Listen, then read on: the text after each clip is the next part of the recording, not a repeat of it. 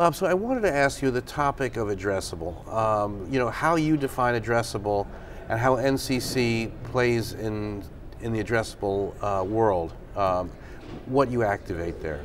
Yeah, that's a great question because I think addressable, broadly defined, is a catch-all for a lot of things. I think what's really going on is it's carrying the weight of data-informed advertising, and that could be, on the planning, it could be on the buying, it could be on the execution, it could be on the measurement. So when I think about addressability, I think that's, taking all the data that's increasingly passively collected at scale and at our disposal to use, and to try to inform a media plan and a media buy, and then a media execution.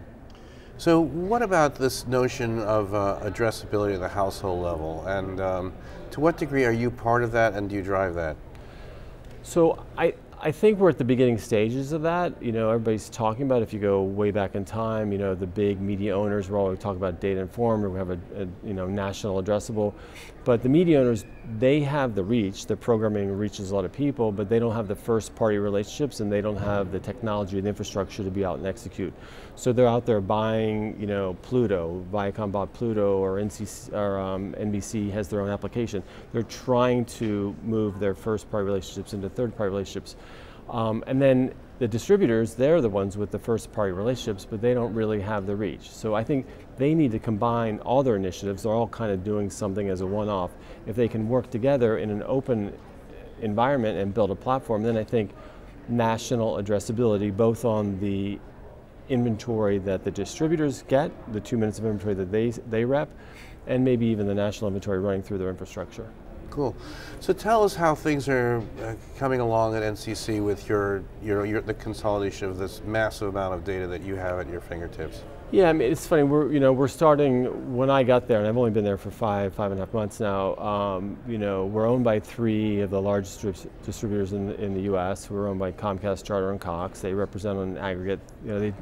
They have subscribers of 38 million subscribers in aggregate. They want to put some momentum behind our migration from ad rep to ad tech, but I think we're in this proof of desire stage. Like, yeah, it all sounds great on paper, but we need to work together. So we're starting to build data sets, and we're starting to analyze data across the community that we work with, and starting to work towards addressability, better targeting, better measurement, and better activation. And where does machine learning fit into this, or AI? Everyone's sort of talking about it. I don't know what your thoughts. You're a data guy. Yeah, so again, machine learning is a broad definition, and I think we need to get our lexicon kind of sorted and understood. I think there's lots of opportunity when there's a lot of data sets to apply technology to extract informational value from that technology. And I think in the case of machine learning, a good example of, we launch a campaign and we can measure whether it works or it didn't, and you want to connect that information back into the beginning of the process. And I think when we think about machine learning, I think about it in that kind of sense, not in some sort of, theoretical sense. Mm-hmm. And what do you make of these direct-to-consumer brands, that are here, that are being celebrated, talked about? What do you think they represent, perhaps, in terms of the industry and perhaps NCC's business in particular? Well, going back to the comment made earlier about the large media owners want to have that first party relationship. So do people that make stuff. They don't want to use a retailer as a proxy. They want to be able to have a relationship with a customer. And I think those things are really, really important. And I think that's here to stay. It's a big business, and it's going to continue to be a big business.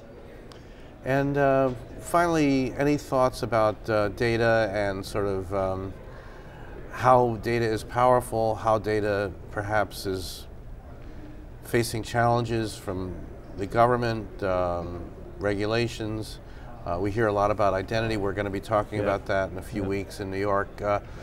Tell us about sort of how you see data changing as needed in our industry. Yeah, I've been fortunate in my career because I've always been in the data world. I've been able to ride that wave of,